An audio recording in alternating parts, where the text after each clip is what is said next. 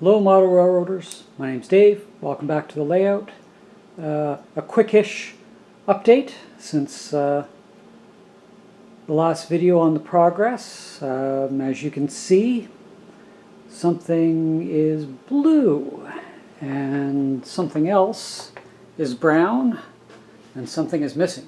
So the missing bit, of course, is the blue background that I'd only partially drilled a few holes in the bottom, so the rest of the mounting holes have been drilled. So I figured if I'm going to be dealing with getting this riser all dealt with, I better deal with everything.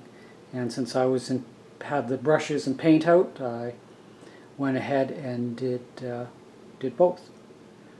So all of the pink is now brown, at least where it matters, where it will be seen. And let me pan you around. And what I did is paint the exterior brown of that transition curved bit, and the tunnel portalish just black with the hobby paint, the acrylic paint. So that's drawing there, and this is drawing here. Again, I was banned from the wife's sewing room for using her cutting table, so you make do with the space you've got if you can't beg and borrow any more space, I guess. So from the other side, so we've got it all blue, and then as I mentioned in a previous video, I'm not really liking the foam risers. The fit's just not adapting from my old layout to the new one, so I'm going to do something in wood, but that doesn't have to be dealt with immediately.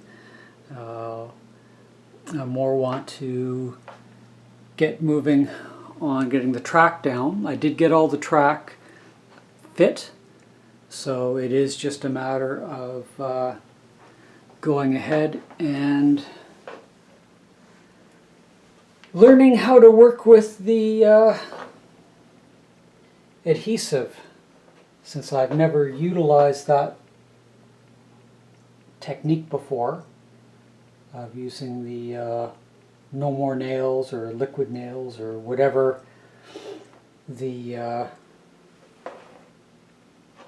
adhesive is called. But I figured, well, let's get this painted blue, and then at least that little bit of scenery will be done for a while. And then once I've got track laid, now I've only got it spaced out to this point, or I should say pre-fitted, so I still will have to roll around this bend and then down, and then I'm going to have to rearrange everything on the surface of the layout so that I can actually get into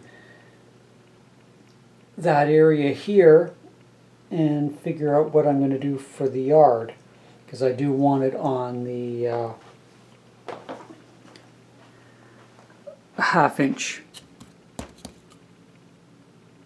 pretty sure that's half-inch of foam for the logging run, just to elevate it. And then I guess that means I'm flipping through my magazines to come up with some kind of interesting industrial plan, and then a little more formalize where the refinery is going to go, and make very sure that the logging run is going to go on the opposite side of the layout, behind that partition there, or scenery block as I've been known to call it in past videos. So a lot of behind the scenes, and it's just not, it takes me so long to do it, it's not worth capturing any video. I'm sure everybody has dry fitted track together and painted something, so I didn't think it was very video interesting. to do, as it was done in spits and spurts. So that's where things are. At least it's got some progress moving on. And then I've just kind of dry fitted back the little bits that were relevant to the tunnel portal from the old layout. Of course, this will get changed around, but I wanted to get this chunk back into place and carved out a little bit so that it fit back in. And I'm going to have to widen the hole here. Actually, this width isn't working too bad for me to get a hand in and actuate that that turnout. Of course, I've just been playing with it, so I better make sure that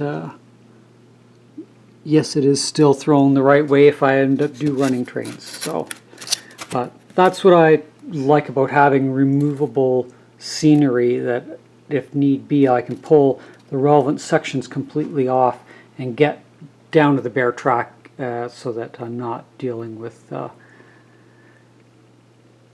trying to use mirrors or something on a stick to try and clean track or clear away any obstruction.